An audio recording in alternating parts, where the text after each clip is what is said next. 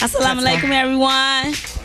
I'm glad that you came out. I hope you remember the poetry event around here in '98. We had 79th on lock. And we're bringing it back here at Salam's Restaurant. I would like to introduce myself. I'm Sister Love Bourne. And I'm Sister Tequila Shabazz. We're the hosts. And we have another host of brothers that's coming, Brother Jeffrey. Yes, so I'm just filling in for Brother Jeffrey until he shows up. So we're going to get started. And we're going to turn the mic over to Brother Troy for the open prayer. Thank you. Attention prayer. Please stand for prayer. You can just stand wherever you are. I seek refuge in Allah against the curse of Satan. In the name of Allah, the Beneficent and Merciful. All praises belong to Allah, the Lord of all the worlds, the Beneficent, the Merciful, Sole Master of the Day of Judgment. Thee alone do we worship, and thy name we seek. O Allah, show us the straight way, the way of those whom thou bestowed thy favors, not of those whose wrath has been brought down, nor of those who go astray. Ameen. Ameen. Please be seated. All right, let's get cracking. We have our host. We have our first featured guest. He's from Chicago, Illinois. Most of you, I hope you know him. We're going to introduce him, and he's a great brother. So give him a warm welcome. His name is GLC.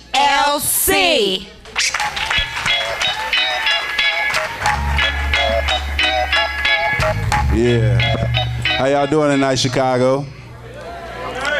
Man, we doing better than that. How y'all doing tonight, Chicago? Hey, man, that's how I feel. Hey, I just want to say that it's a beautiful thing to be in the midst of so many beautiful people tonight, man. And when you be moving in and out of town, you see your city on the news, and they like, oh, Chicago's so bad and this and that. But y'all is living proof that it ain't.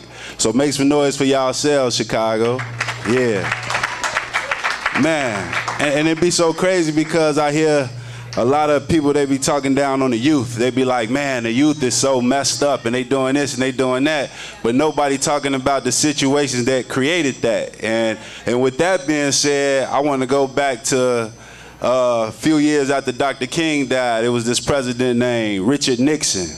And what he did was he started this thing that was called the War on Drugs. But really, it wasn't a war on drugs. It was a little plan they had to remove all the disposable black men that was in the community that lost their jobs from working in the steel mills and then like machine factories and on the industrial level, they ain't had jobs. So with that being said, you know, they shipped all the jobs overseas, like to China and to Mexico, and they left a lot of brothers without work. So here go Nixon with this war on drugs.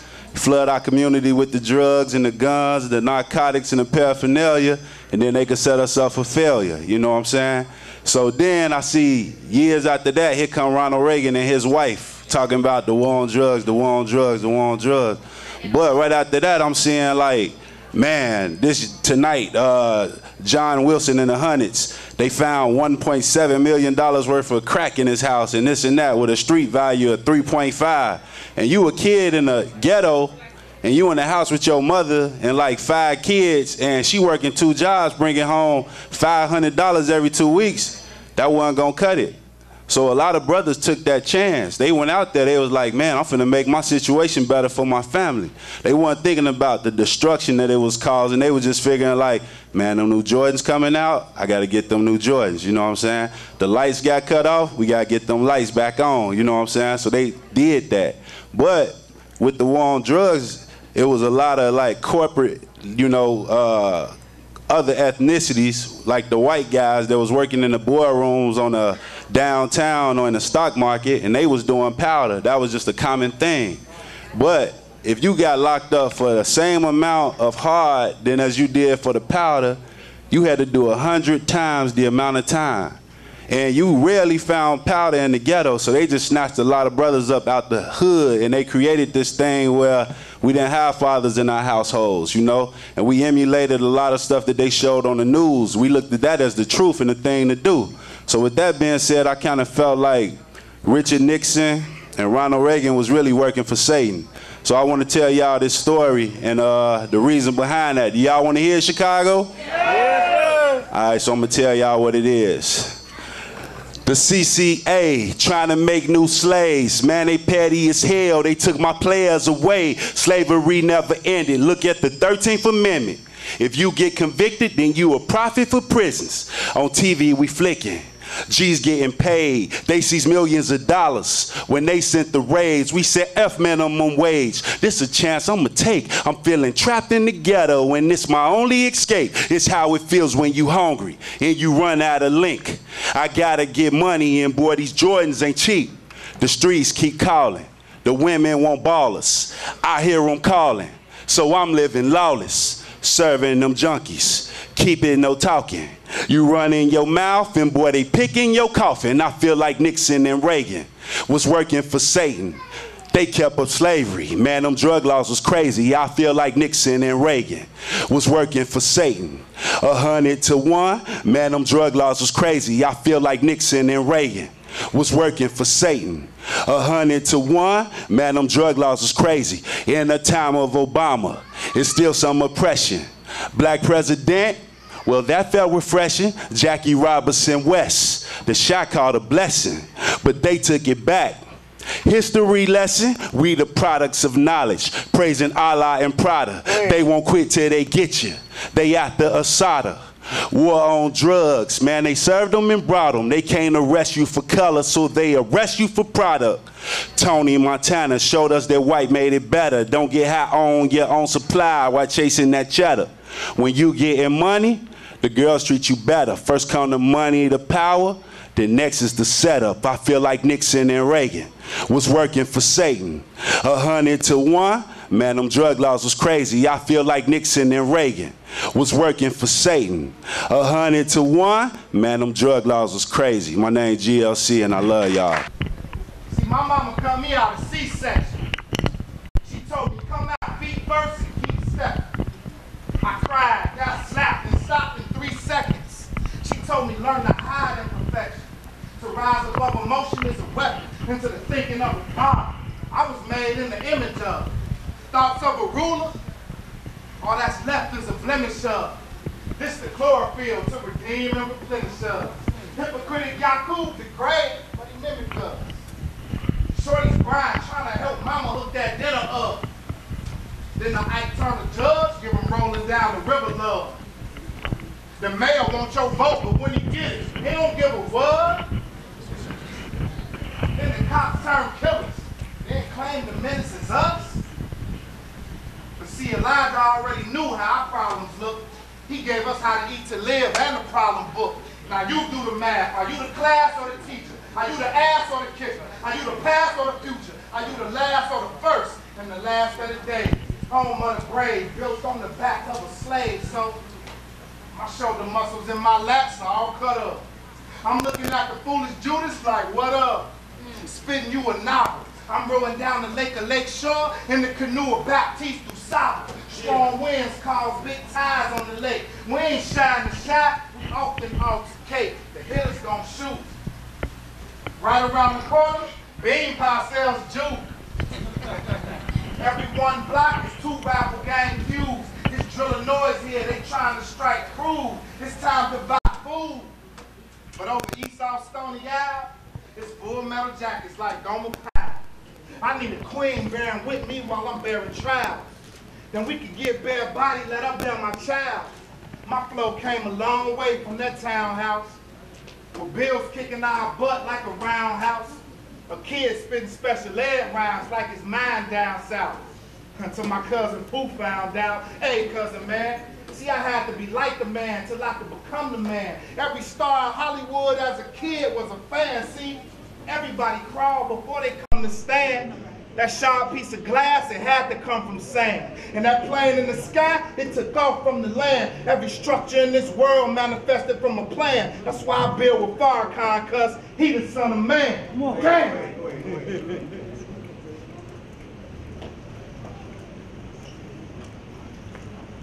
Me and my grandmother shared a journey together.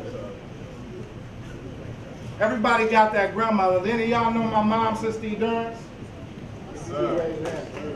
My mom and my grandmother were like the first rappers I ever met before I got exposed to hip hop. Everything was a metaphor to them. Like whenever you did something wrong, See, you don't want to do that, because see, that's like when you go do this, they always turn everything into a metaphor or simile to teach a life lesson. And my grandmother passed that down to my mother, so my mother passed that down to me. So I want to give y'all this piece that I dedicate to my grandmother. It's called Eat Your Bread. My grandma taught life through dinner and how she say it worked. She said, before you take a bite, say a prayer first. Some food you like, some you don't. Either way, thank God, because at least we can say we here to eat today. She said, salads like truth is never enough. Some people can't take it raw. They dressing it up. Right. Too much dressing kill its potency, messing it up. She used oil and vinegar to hook her veggies up. And me, I try to skip the dessert. She put the wood to me. She said, grandson, all that tastes good ain't good for you. She said, dessert is money. You can have it. That's all right. Not before you dinner. It'll kill your appetite. And what's worse is your stomach gonna hurt for it. See, you can't keep money if you never work for it. She told us we was growing kids, had to keep us fed. With some sticking to our ribs as she read scripture to us. She said, son, eat your bread. And grandma said, son, never buy that fast food with your money. A little bit after you eat, you still be hungry. And all them chemicals they using is unhealthy. People need for quick fixes make some wealthy. Like them people outside that's using that stuff. No matter how high they get, it's never enough. Why everybody in a rush to have a good feel? She say, grandson, come here, chill. Have a slow home cooked meal. I be like, grandma, but you feed me leftovers more than one time. She like, cause you hard-headed. When I talk to you, I gotta repeat myself more than sometimes. Then I joke and call it old food, cold food. She smacked me on the hand and say, warm it up, boy, that's soul food. I said, grandma, I can eat this forever if it's your food. She said, I know, baby, that ain't new news to an old fool. With a smile on her face, reaching for my head, she rubbed the back of it slow, said, grandson, eat your bread. I said, grandma, every time I try to cook, I make a mess. She said, well, just clean as you go. In the end, it's less. Because in life, if you don't, then you will see it get real rough when unattended responsibilities build up. And eat don't mean eat till you filled up and get the itis in your stomach feel real stuff. She said, that's like more play than work, and that's too much. You gotta know when to say enough is enough. She said, grandson, everybody that you hang around ain't cool. You eat at a stranger's house, that's strange food. She said, some friends is fried chicken, that mean they greasy. They stress you and raise your pressure like diabetes. She said, very few is all natural like vegetables. When you find them, keep them around. They'll never let you fall. No soda. She gave me Kool-Aid to drink instead. The flavor red. She smiled and said, grandson, eat your bread. Eat your bread. Me and my grandmother was both diagnosed with breast cancer 2 weeks apart. She was diagnosed 2 weeks before me. She was 92 years old. My grandmother told me that every year that you live after 70 years old, you on borrowed time. Them years that the Lord take from somebody else and give them to you. So I looked at her, I said, grandma, I could only aspire to get to anything past 70. If I get to 71, I know at least I lived out my years, and at least he took 1 year from somebody else and gave it to me. Somebody that was, she said the years was taken from somebody that was disobedient. That was my grandma. So this next piece, I talk about the travel that I went through with going through being diagnosed. How many people in the room ever felt so stressed you just wanted to get away? You ain't care how you got away. Anywhere, if you had a bike, if you had a car, if you had a bus pass, if you had a skateboard, you probably worked the hell out of one of the legs you trying to get out of there. At the time of my diagnosis, that's how I felt. I just wanted to get away. Plane, the train, the automobile, the bus. or even a bike with 2 wheels. I gotta go, gotta go. I gotta go, far, far away from here, nowhere near. I just wanna think clear. I gotta go, gotta go. Gotta go, just think. What if you could just blink and fly away? And you trying to figure why is your life this way? I want you to see the picture I'm trying to paint. Like, I go to church, but I ain't no saint. I wouldn't say I'm a lush. Sometimes I drink. A couple times in the gutter, my mind is saint. When I use the bathroom, sometimes it stank. I got faith, put God and family first, because they the reason I'm putting in work. In OT, I got my wife, my 2 kids, and my OG, my sister, and my nephews. I never could let lose or let down. You see, I'm not a perfect dude. How would that sound? When I'm wrong, I apologize like Timberland's song. I'm good-hearted. You don't know me if you say I ain't. I felt like God and the devil's trying to play a prank on me, because here we are. I'm scared as hell in the ER with bloody fluid out the nipple on my chest. Doctor said he gotta run a lot of tests. Lord, no, I need a plane, a train, an automobile, a bus, or even a bike with 2 wheels. Gotta go, just think. What if you could just blink and fly away? On a hospital bed, I lie and pray. God, please don't let me die today. It's bloody fluid out my nipple. What caused the issue? I hope the doc say it's something simple, but I'm a man. Shouldn't nothing come out my nipple? The ultrasound came back and showed lumpy tissue. I'm like, it took the breath out of me.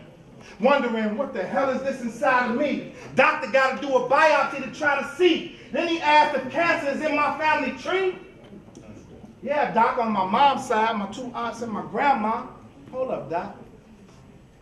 What you saying, huh? He thought hard before he spoke, then said, let's wait for the results. About a week or so after that, me and the doc had a chat.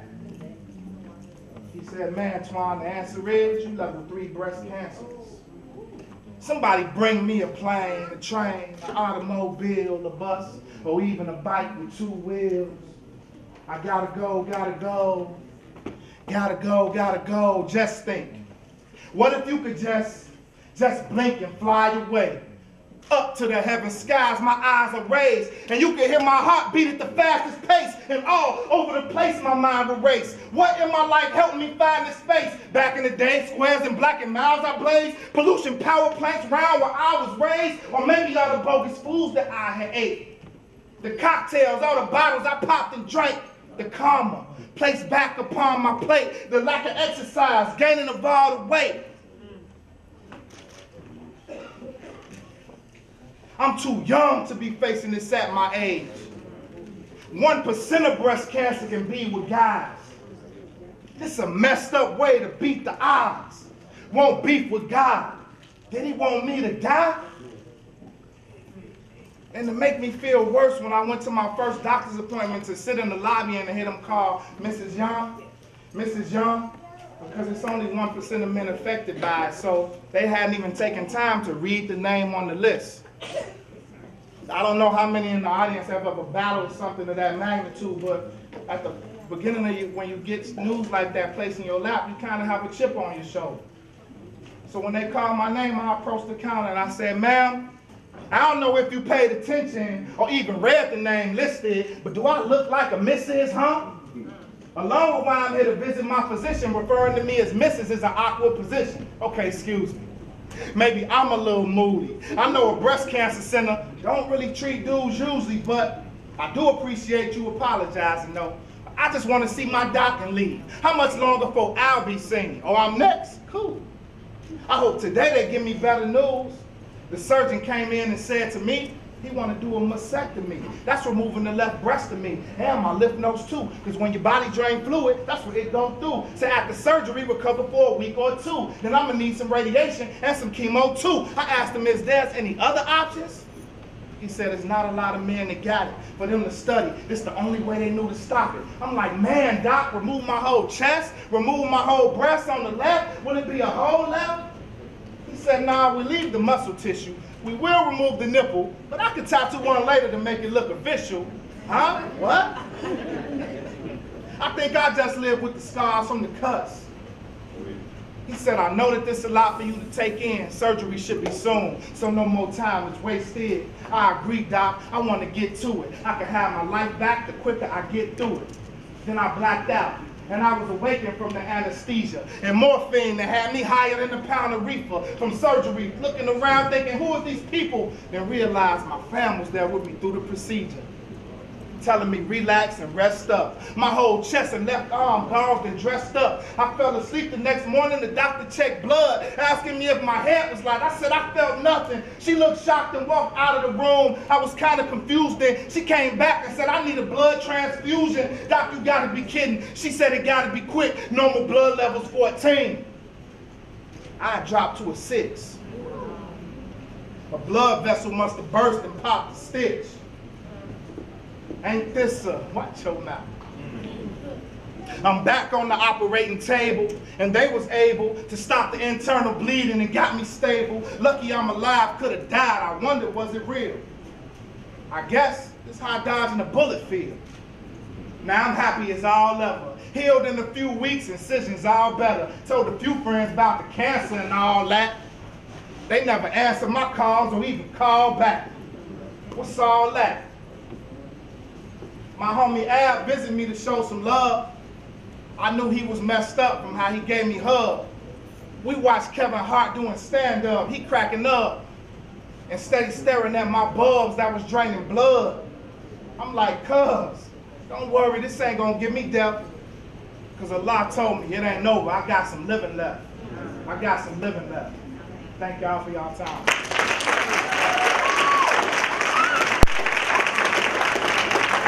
Man, this story is inspiring. It's true. You know, younger and younger people are getting cancer. And for him to put a face on breast cancer as a man, it is beautiful. He's all over Facebook. I mean, he could have went in the trenches and hid. But he is the face of breast cancer for me. So I share his post. I share his story all the time. So I encourage you guys to live right, eat right, do your exercise, and go to the doctor. Men, go to the doctor. All right. I have my sister Cassie up here. What's up, Sister Loud? What's up, Tequila? My sister Tequila here. Y'all know I come in real loud. You have to say? Yeah. How's everybody doing out there? Hold on. Wait, and wait. How's everybody doing out there? Y'all here for food for thought, conscious open mic. We supposed to be having a good time. We need to feel that love. So let's give it up for our first two that already came. Brother G, Brother Twan, that came up here already. Y'all liking it? Y'all feeling it? Y'all signing up for the open mic? And bro, who are some of the vendors that's in the building, Kev? Of course. All right, so I already shouted out some of these already. Okay, yeah, so I we're gonna let Cassie let you know who's shout. here. Please support. Okay, so we also got desserts by Denmore out there. Give it up, give it up. And then the other last one that we had to make sure that we announce is Sassy and Unique Things right there by the entrance. And just kind of going back around, we got Deeply Rooted, Twister Rose Metal, Dragon Fire, Black Economics, and Operation Drop. We got Simply Sense, MYOB, and that's all our vendors for tonight. Chief No More, we got it going on here. Make sure that you are spending with your people, because this is how we're able to make sure this type of event keeps going.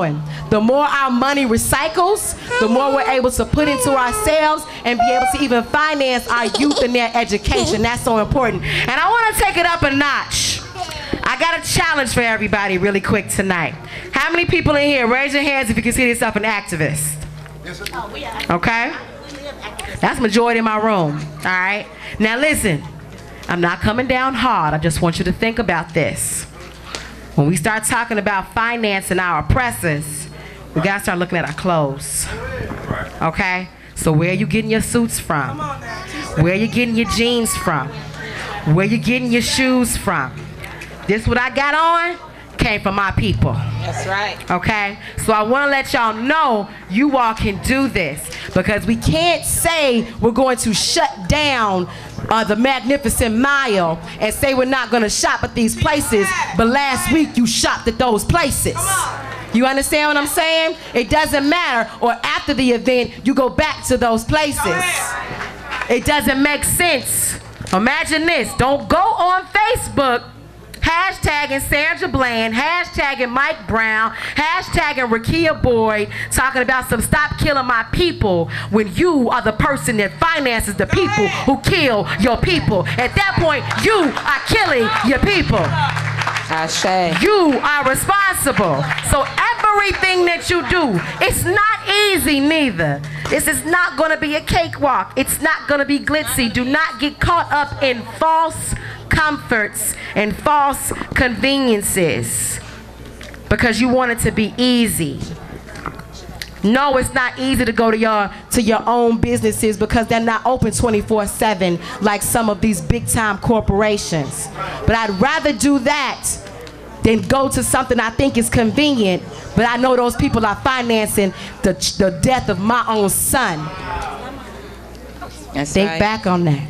So this is the type of stuff I love, and I love you all for coming to that. Spread this news. Keep coming back to all of our events. We'll be back here tomorrow. Keep supporting your black vendors. Keep supporting these amazing artists out here. And let's do it. We're going to turn it back up a notch. We about. Thanks, Mama T, for giving me this opportunity to perform for you all. My name is Jovan. I'm a filmmaker. I just graduated from Columbia College a few years ago, filming video.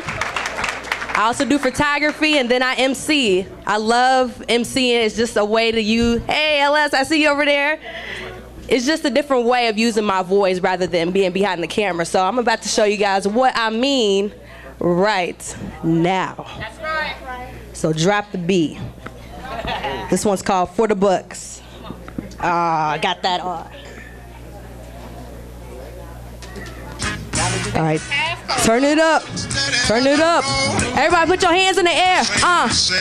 Yo. My name is Javon, and I'm a third filmmaker, photographer, MC. That's the name that I proclaim to be. Identity. I be snapping photographs in my D. It's all on camera, stable with the handle and panning with the stamina. Shows, music videos, docs, to get the close-up shots, to give it all that I got. Because it's hot, I got the shots conceptual. I add the camera up and I will turn it up, but not so I can say this what I call. Right time is the summertime, shooting at the power hour. And I will show her I devour, cause I'm not a coward. After the fact, don't try to realize my powers. I've been trying to tell you that, and you are just seeing hour. Days, I'm unfazed by the way for these people start. It will get to my head, understand you will get fly. Gotta keep on live and foot and keep on hooked and keep on shook. This worth to look. Come on, sing it along with me so it goes. The type of track that look you. This one's for the books, okay? The one that you can nod your head to. This one's for... Come on, sing along, y'all. The one with the funny hook. This one's for the... Come on, I need some noise. Soundtrack for when your mama, I'm a third filmmaker, photographer, MC. Did you notice who I am and what I be and what you see? And that's the name that I proclaim to be. It's my identity. Give you all this energy, so get this opportunity. Got mad capability, silly in me. Not to acknowledge the fact that I had these ways to truly speak this knowledge. Unique my gift to preach. And you took all the strains. I mean, you can make what goes to the words to rearrange and rhyme at the same time. Are you a qualifier? Can you impact the ones like a meat tenderizer? And you bring the flame to fire, bring the people higher. You the rider or the driver? Just think about it. Simply do me with these words that I spit. Legit with the CB fit, and I will do what I permit. Could you go to antidotes? I gotta give you some more. Real-ish, competent, get her butt to adore. This one's for the books. Sing it along. The type of track that you look back on. This one's for the books. Come on. The one that you can nod your head to. This one's book. Man. The one with the corny hook. This one's for the books.